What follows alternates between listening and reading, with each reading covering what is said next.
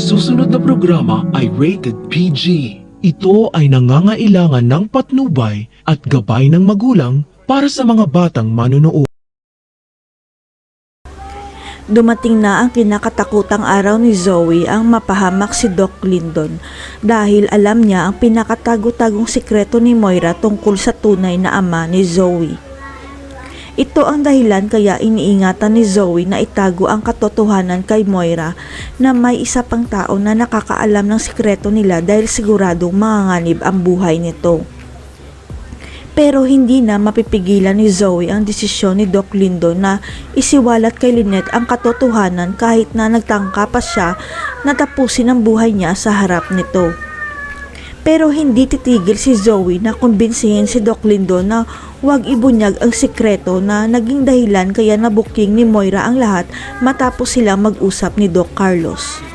Kaya nangako si Zoe kay Moira na may plano siya kaya huwag niyang sasaktan si Doc Lyndon, pero ang hindi alam ni Zoe may nakahandang plano na pala ang mami niya. Nalaman na lang ni Zoe ang plano ni Moira nang tumawag si Balahadja kay Moira at siya ang nakasagot kaya tumigil ang kanyang mundo nang marinig si Balahadja. Hindi makapaniwala si Zoe na ipapatay pala ni Moira si Doc Lyndon sa Recognition Day at natatakot si Zoe na marami ang madadamay dahil sa utos ng mami niya.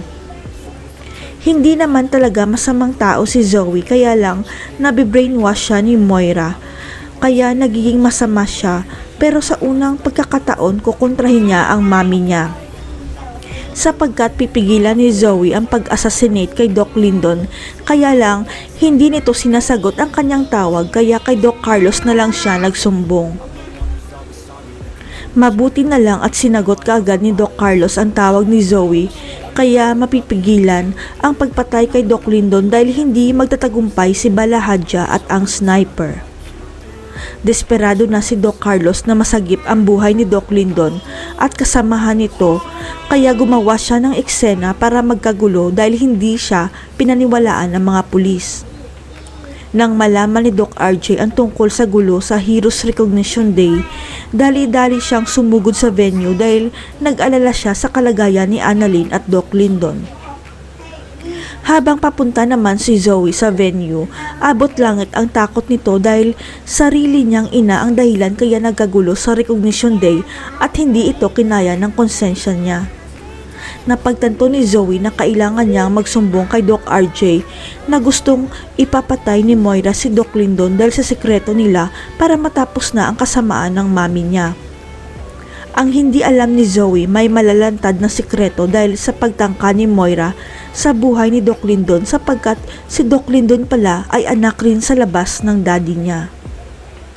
Si Zoe kaya ang susi para matapos na ang kasamaan ng bruhang si Moira.